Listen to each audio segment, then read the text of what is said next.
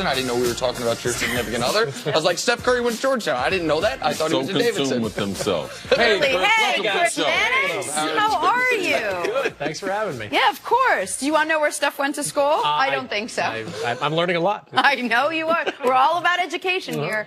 All right. You know, whenever we do a story about the Cavs, it's always like LeBron did this, this, and this. And then the Cavs won. That's how it usually goes. Well, here's another one of those stories. Cleveland beat the Kings for their 13th straight win. LeBron had a casual 32 points, 11 rebounds, 9 assists. So why does this just feel like the norm for him? Here he is talking before the game yesterday. I think people just grown accustomed of what I do, and you know, it just gets taken for granted at times of what I do.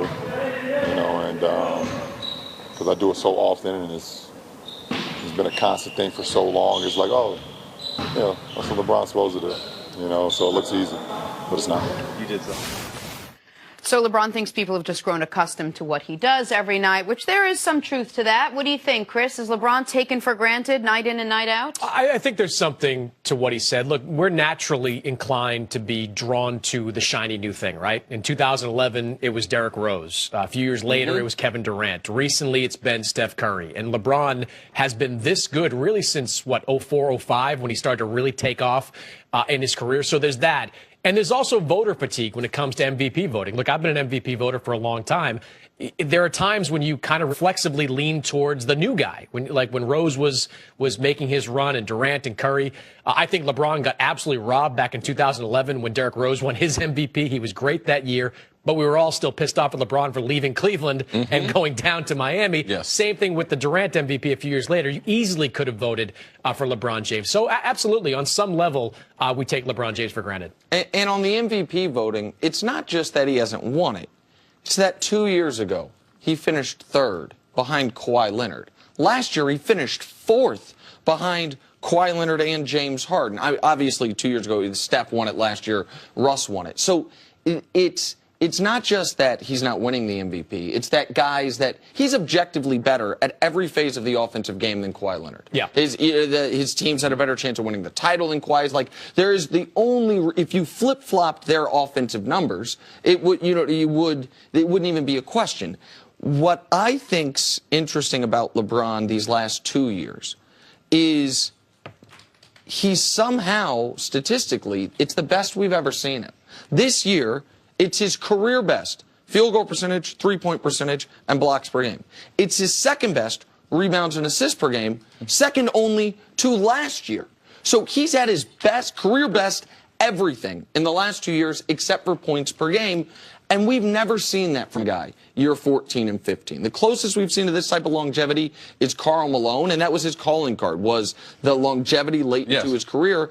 And that's the part that I think is jarring people loose of taking LeBron for granted, is the number year 15. They're like, wow, he's doing this in year 15. For some reason, that sounds so different than year 13 or year 14. I just think as sports fans, too, that we have the...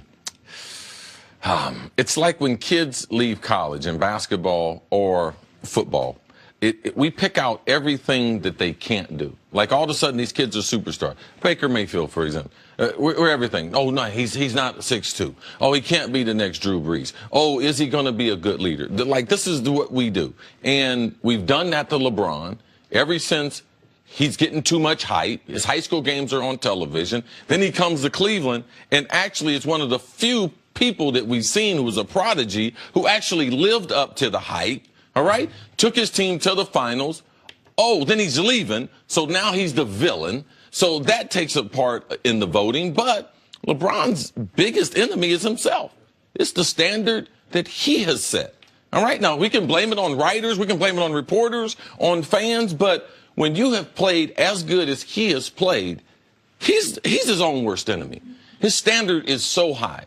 And we like to pick things apart. And like you mentioned, the younger, the newer, the shiny toy, the 2018 model. Well, let's get that. Let's talk about Giannis. Giannis is playing phenomenal. He's not playing as good as LeBron. And I think a good example for that is Tom Brady. Tom Brady has set the example, the bar so high as far as what we expect is like, oh, it's just another game. No, he was brilliant. And he gets credit for it, though. He gets MVP awards in his. We don't give Tom Brady credit enough because you know what we do? Oh, how good. Well, what would he do without Belichick? Well, he don't have to play without Belichick.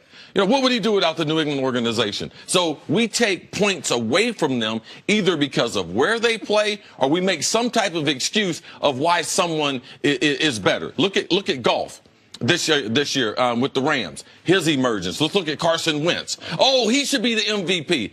Well, Tom Brady has played as well, and if Tom Brady was younger, he would be the runaway vote getter right now for the MVP, and it's the same thing I think as LeBron. Let me tell you the difference with LeBron this year and why I think he's going to ultimately win MVP. Look, I was one of the Washington Post voters. I said James Harden was my MVP early, largely because when Chris Paul went down, James Harden took off and the Rockets kept winning, whereas LeBron right now still has losses to the Pelicans and the Nets and early season struggles on his resume, but it's still early December. I think he's going to get to the MVP because he's doing more in the early part of this season than I've seen him do in early parts of seasons ever before. I had this conversation with David Griffin, the former GM of the Cavs, and he said, Chris, forget about the minutes that LeBron's playing. Look at the type of minutes that he's playing. He's out there having to score at the end of games, big, like end of a Memphis game, Sacramento game. Yes. This is not stuff you're used to seeing from LeBron early season. I won't say he's coasted early season before, but he's picked his spots at times before. He's taken time off midseason before.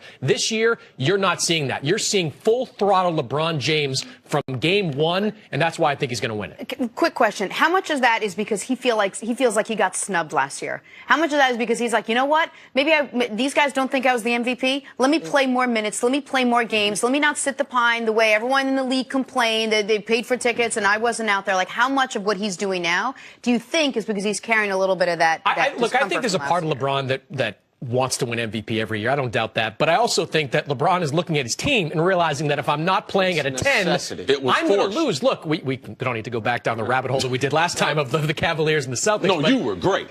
No, you were great. But let me just say this, like, LeBron is having to score 7 points in 90 seconds to beat Memphis, a double-digit losing team. He has to score the game winner to beat Sacramento, a team that, let's be honest, doesn't have any problem with losing this year. Right. Yes. Like, he has to do all this. I think that's more important than to LeBron than winning any more hardware. I think one of the reasons, to get to LeBron's quote being taken for granted, is because one of the things that's always worked against LeBron is, in a weird way, is his basketball IQ. He will, listen, if the better shot is a pass, I'm going to make that pass even if I'm going to get killed for it. I'm going to set ego aside.